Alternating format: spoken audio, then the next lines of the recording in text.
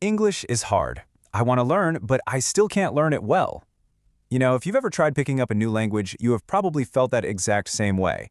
That's a quote from Millie, a character in the stories we're exploring today, and it literally hits the nail on the head. It perfectly captures that emotional hurdle, that sheer anxiety beginners face when they try to speak naturally. It's incredibly frustrating, isn't it? You stare at these endless vocabulary lists, but when it's time to actually open your mouth, poof, the words just vanish. Well, welcome to today's Explainer. Today, we are going to completely flip the script on how you approach language learning. We're looking at how immersing ourselves in real, everyday stories actually accelerates fluency way better than traditional textbook memorization. By stepping into the shoes of characters who are just trying to navigate grocery stores, deal with strict landlords, and survive kitchen disasters, we're going to see exactly how situational context gives you the tools you need to speak confidently. Okay, let's just dive right in. We have 4 key real-world scenarios on the agenda today. First, navigating public spaces confidently. Second, understanding rules in housing. Third, communication in domestic life. And finally, we'll wrap up with the formula for fluency. So, Section 1. Navigating public spaces confidently. Let's talk about Millie. Millie is a new student from Thailand who recently moved and is really struggling with her English. In fact, when her teacher, Mrs. Parker, asks her a super simple question about a market in front of the whole class, Millie completely freezes up, and the other students actually laugh at her. But luckily, a supportive classmate named Fanny steps in to become her practice partner. And Fanny knows the secret. The absolute best place to practice isn't at a desk, it's out in the real world. Now, you might be wondering, what happens when you don't know the word for what you're looking for? Right? That is a terrifying scenario for beginners. Well, Fanny and Millie take a trip to the supermarket to face this fear head-on. Millie points to a box and asks what it is, and Fanny teaches her the word cereal in real time. They even spot the Fruity Loops. Then, when they realize they need baking supplies, Fanny doesn't just find them herself. No, she encourages Millie to ask the clerk. Millie pushes through the nerves and says, "Excuse me, could you show us the way to the baking supplies?" And guess what? It works. The clerk gives her direct, easy-to-follow directions. It's a perfect example of how conquering public spaces forces you to use functional, immediate vocabulary. But the practice doesn't stop at the supermarket. They also practice reading together. Look at this sentence from their book. The fearless young explorer went into the unknown jungle. What's really cool here is how Fanny teaches Millie to approach this. She doesn't just hand her a massive dictionary and say good luck. Instead, they break the sentence down together, piece by piece. Fanny pulls out the core words. She explains that fearless means not afraid of anything. An explorer is someone who travels to find new places. And unknown means something no one knows about yet. By extracting these definitions directly from the story itself, Millie is able to put the whole puzzle together on her own. She realizes the sentence means a brave explorer dared to go into a jungle nobody knew about. It makes so much sense. You become a fearless explorer of English by learning words right inside the context of a story. All right, moving on to Section 2, understanding rules and housing. Let's shift gears to a completely different type of language in a much higher stakes scenario. We follow a young woman named Layla who moves into a new place, but there's a huge catch. She's living with her landlord, Mrs. Henderson, until her parents can join her. And let me tell you, Mrs. Henderson has a very strict way of communicating. Just take a look at the rules Mrs. Henderson lays out. No coming back after 11 p.m. sharp. No friends allowed inside. No loud noises after 7 p.m.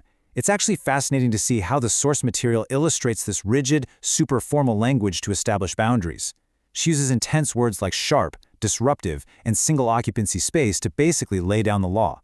Poor Layla feels like she's living in a prison, entirely suffocated by this demanding English. It's a completely different vibe than that casual supermarket chatter we just talked about. But then, plot twist, Layla gets sick, and absolutely everything changes. Suddenly, the whole dynamic shifts. The strict landlord sees Layla looking awful, coughing away in her room, and Mrs. Henderson completely drops that rigid landlord vocabulary. She immediately switches to the warm, nurturing language of a caretaker, telling Layla to get under the covers, stay put, and even brings her a bowl of chicken noodle soup.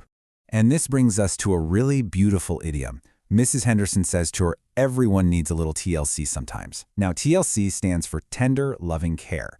The absolutely crucial point here for any language learner is that understanding tone and context is just as important as memorizing vocabulary. Think about it. The exact same person who formerly stated music can be disruptive is now using warm phrases like don't you worry about a thing and TLC. Adapting to these emotional shifts in conversation, that's a massive leap toward true fluency. Which brings us to Section 3, Communication in Domestic Life. Let's move into the intimate, domestic sphere with our third story. Communication at home requires a very unique, delicate type of English. We meet a married couple, John and his wife, who have both just had a really rough, tiring day. They sit down and decide to tackle their personal weaknesses head-on through a fun role reversal challenge. Look at how they set this up. John openly admits that his health isn't great. I mean, he got exhausted just trying to move a heavy table earlier that day. So his goal is to improve his health and start exercising. His wife, on the other hand, admits she isn't exactly a master chef in the kitchen. So her goal is to learn to cook and prepare meals. As we all know, domestic communication is super tricky. It requires negotiating, compromising, and discussing personal flaws without anyone getting offended. It really demands a gentle, relatable tone. Well, that gentle tone is immediately put to the test. The wife makes her first attempt at cooking a lamb dish, and it does not go well. The lamb is entirely too dry, the sauce is way too sweet, it's kind of a disaster.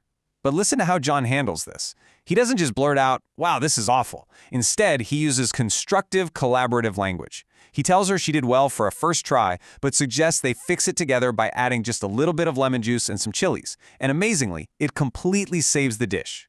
This brings us to a really standout quote from John. "I just want to talk about our weaknesses, then we can fix them together." The big takeaway here: casual, intimate language isn't about having perfect textbook grammar. Not at all. It's about problem solving. It's about teamwork. Using words like we and together fosters a real connection. Even when they couldn't find the bacon the next morning for breakfast, they didn't panic or argue. They just communicated and quickly pivoted their plans. And look at the results of this kind of open communication. By talking through their challenges, they actually discovered hidden talents. The wife is now hitting the gym 5 times a week, holding planks for a full minute, and is even considering martial arts. Meanwhile, her cooking is improving day by day with John's gentle guidance. And John, well, admittedly, he's still a bit lazy, but he's hitting the gym at least twice a week and his health is steadily improving. Effective communication literally transformed their daily habits. Finally, Section 4, the formula for fluency. So how do we take all of this, everything from Millie's supermarket adventure to John's kitchen challenge, and actually apply it to our own lives? Well, we can synthesize all these stories into a final, highly actionable framework that you can start using today. The source material leaves us with these exact 3 steps to dramatically improve your listening and speaking skills fast. Step 1, watch everyday scenario videos or stories for 1 solid week. Step 2, try to think and speak in English constantly. Literally narrate your own life in your head, just like the characters in these stories do. Step 3, listen and repeat the lessons out loud. Seriously, don't just read silently to yourself. You have to force your mouth to make the shapes of the words. Practice makes perfect, and repetition is absolutely your best friend here. Which leaves us with one final thought to ponder.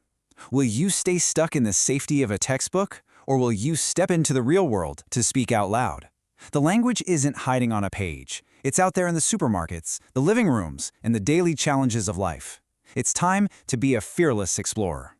Thanks so much for joining me on this explainer. Now get out there and start speaking.